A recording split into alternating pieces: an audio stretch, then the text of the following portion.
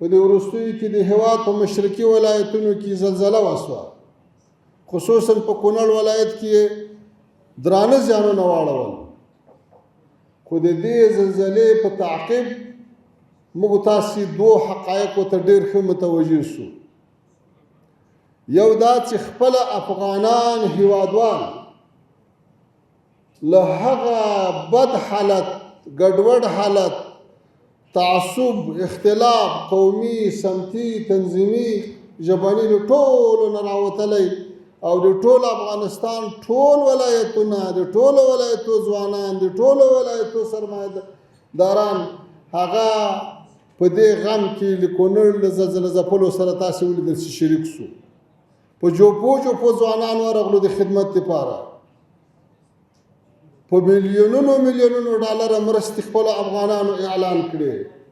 دا د دې ښکارندوی ده چې نور افغانستان یو موټی ده، نور یو د بل په درد دردمند ده، نور یو د بل ورور ده، نور هیڅ څوک د دوی په منځ کې اختلاف او جلاوالی نشي راوستلی.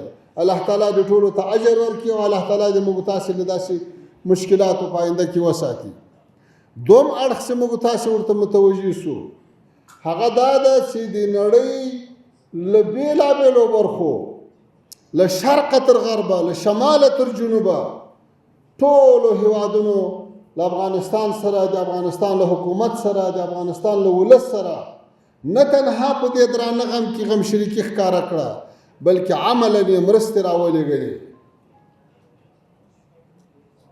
موږ د دې ټولو ډېره مننه کوو، د دې ټولو قدرونه او قدرداني کوو.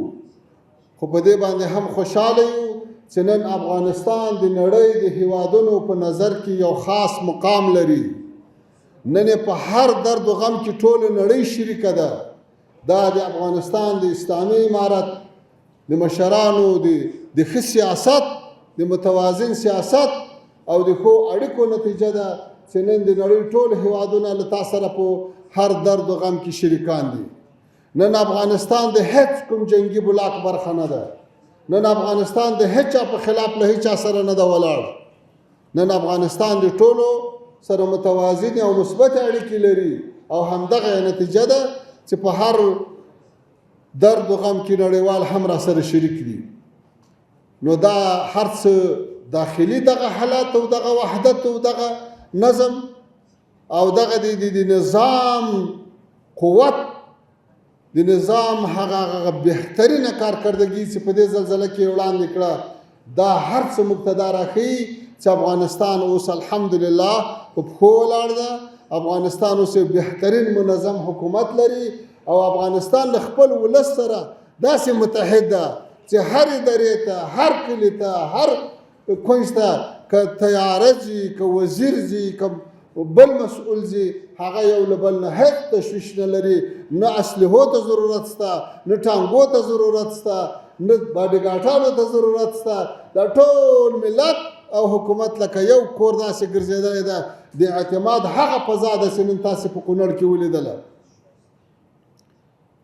دا نړیوالو ته هم دا ورښیي چې افغانستان اوس یو جوړ افغانستان ده، د پرمختګ په لور روان افغانستان ده، له مشکلاتو خلاص شوی افغانستان ده، امنیتي مشکل نه لري، د مخدره موادو مشکل نه لري، مختلفې ډلې ټپلې نشته. دا د موږ دپاره د ښه راتلونکي یو ښه زیری ده. نو هیله ده چې له همدې فرصتونو نه هم افغانان ښه استفاده وکړي او هم نړیوال ښه استفاده وکړي. او لکه څنګه چې دا بهیر په خورا چټکۍ سره روان ده، د موږ تاسې د صنعت په برخه کې، د تجارت په برخه کې، د تعمیراتو په برخه کې، د ښارونو او د کورونو د جوړولو د پراختیا په برخه کې چې په کوم سرعت کار روان ده، دا د موږ لپاره د ښه راتلونکي زیری ده.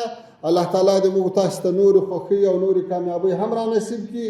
د دې کانفرانس د لا زیاتې کامیابۍ په هیله. واخر دعوانا ان الحمد لله رب العالمین.